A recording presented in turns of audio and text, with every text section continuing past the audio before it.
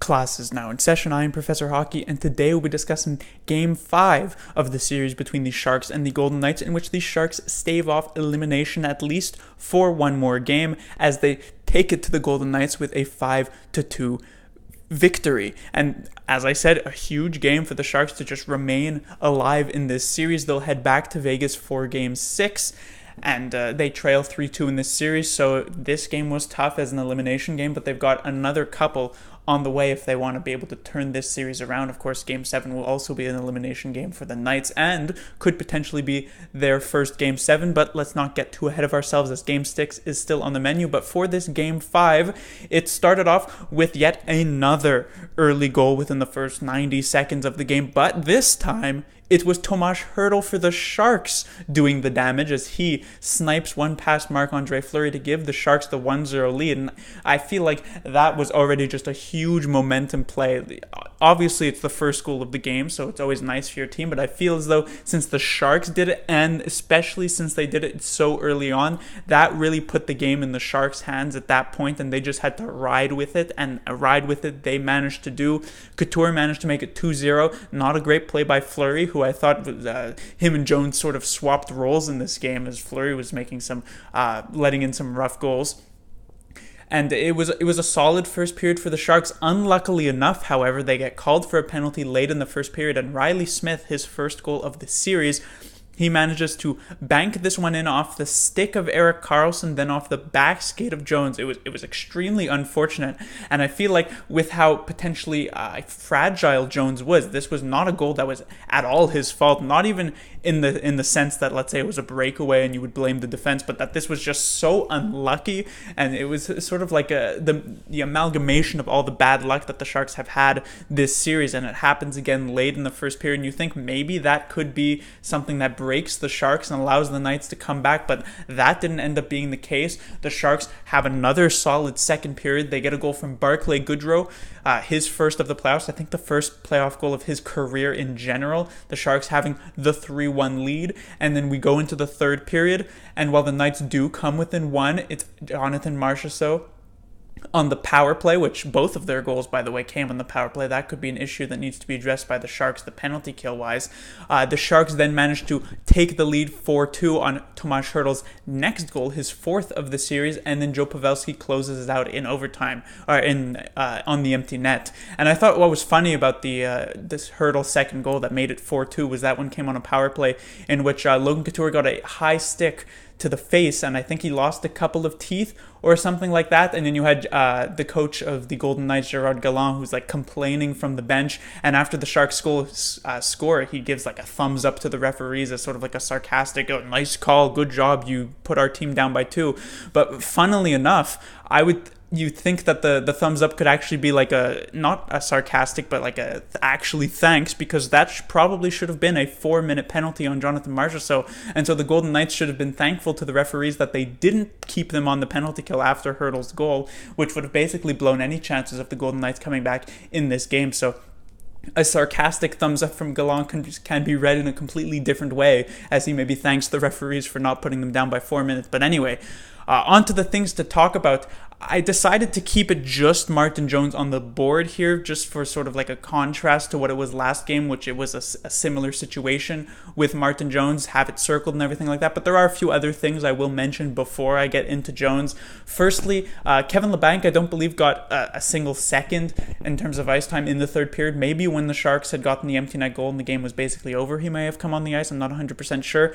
But it was rightfully so a good bench by Peter DeBoer, because I didn't think Labanc was very good in this game, which was weird, and some sort of weird coincidence, because Labanc hasn't been that much worse than any of the other players in games 2, 3, and 4. I thought he was actually okay in most of those games, but he's probably been the Sharks' worst forward in both games 1 and 5, which have been 2 pretty dominant victories for the Sharks. So just a weird coincidence in that situation.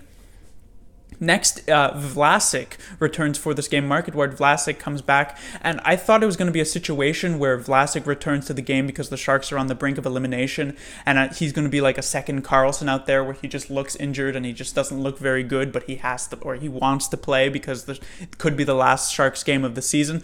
But actually, he looked quite good. He did not look injured at all. If you didn't tell me that he didn't play the last couple of games due to injury, I probably would not have guessed that. There were no really moments where I said, oh, an uninjured Vlasic would have been able to make a play there. I thought he was quite solid, which was some pretty stark contrast to, again, Erik Karlsson, who I will talk about now, who, while made some solid offensive plays, especially in the first period, he again was a pretty bad player defensively, just multiple giveaways in his own zone, poor choices to pinch and everything like that.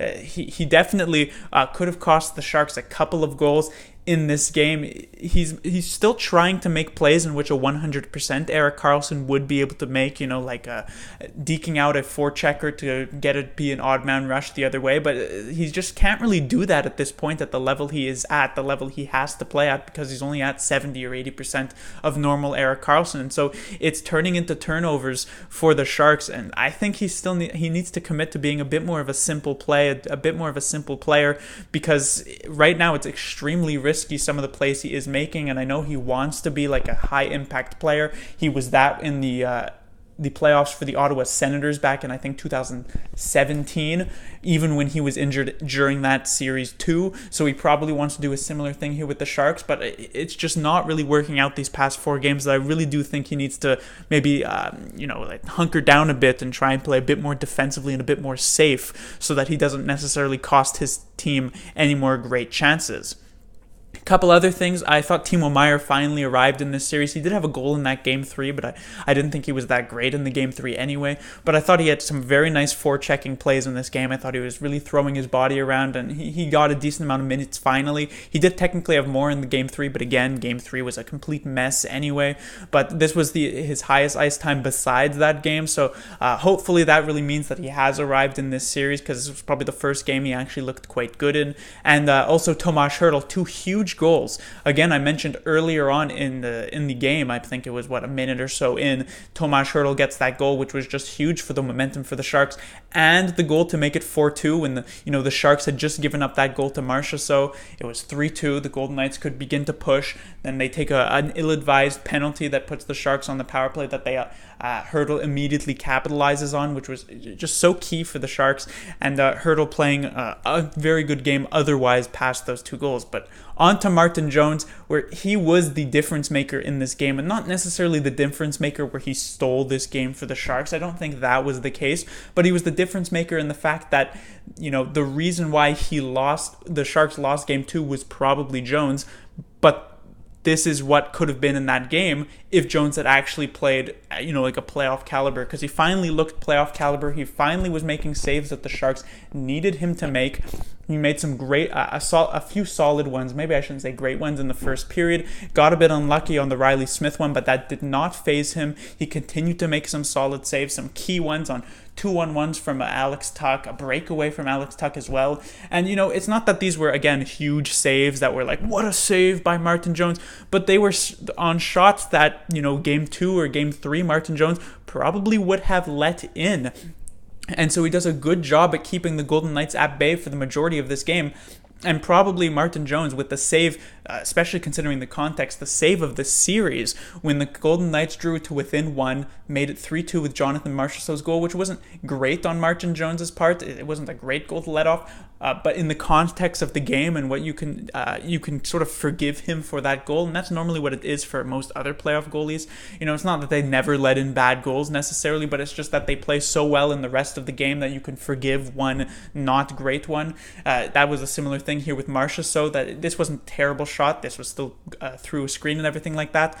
But he comes up with a huge save on a 2-on-1. Again, Erik Karlsson, poor pinch in the neutral zone. This allows a 2-on-1 between William Karlsson and Riley Smith, 2 of the Golden Knights' probably most creative players, and they get the 2-on-1 pass off. Riley Smith goes for the shot, and Jones sliding across a huge pad save. And if that one goes in, it's a 3-3 game. I might be having a very different tone for this review at that point, because who knows what could happen if that game goes to overtime. Or for anyone who saw the St. Louis Blues Winnipeg Jets one, a goal in the last 15 seconds won it for the St. Louis Blues. That could have technically happened, but Jones with the huge save, and that was something, again, game 2, game 3, game 4, Martin Jones probably isn't making that one. So a huge game for Jones. I had said at the end of last review that I was not very optimistic about the team, because I felt as though Jones had shown nothing during the first 3 and potentially even 4 games to give me hope going into game 5, and the Sharks looked like they had checked it in that third period of game 4.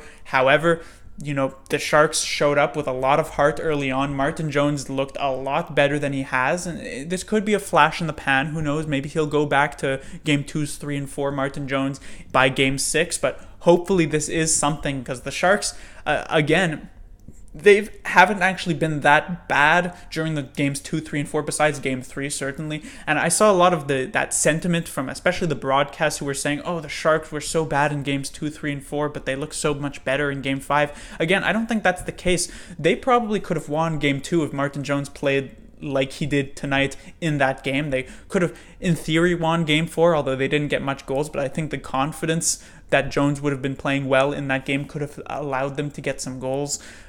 Who knows? But this series could have very easily been, 4-1 for the not easily, but could have been 4-1 for the Sharks at this point of victory, if not just 3-2 if Martin Jones had played like this for the earlier parts of the series, because the Sharks, besides game 3 again, have consistently been quite good against the Golden Knights. So while at the end of game 4 I was pretty pessimistic, at the end of game 5 now, who knows what could happen? Because if the Sharks can continue this style of play that they had in game 1, in game 5, in game 2 really, and at the start of game 4, at least the first 30 minutes, and Martin Jones can play like he did tonight in that game on Sunday back in Vegas, the Sharks have a very good chance of being able to at least force a game 7. It'll be tough because it's in Vegas, but they have a chance of doing it. So that will do it for this review. As I said, the Sharks will be back in action for Game 6. It will be in Vegas. That's where their worst game of the series has come from. That was Game 3, and a game where they were shut out. Well, even if they were decent, they were shut out in Game 4. So the Sharks are going to need a much better performance in Vegas if they want to be able to force the Game 7 that will be back in San Jose, thanks to the Sharks having the home ice advantage. The Sharks have won a game in Vegas this season at the very least. That was a 3-2 victory back in January when the Sharks were really rolling, so it's not unheard of this season for the Sharks to actually win in Vegas, but they'll need another solid performance from Martin Jones like he had here tonight. He'll need to come up with the big saves like he did here tonight, and the Sharks as a whole will need to play in a similar level that they did tonight, and as they have done for a good chunk of this series thus far even. Class dismissed.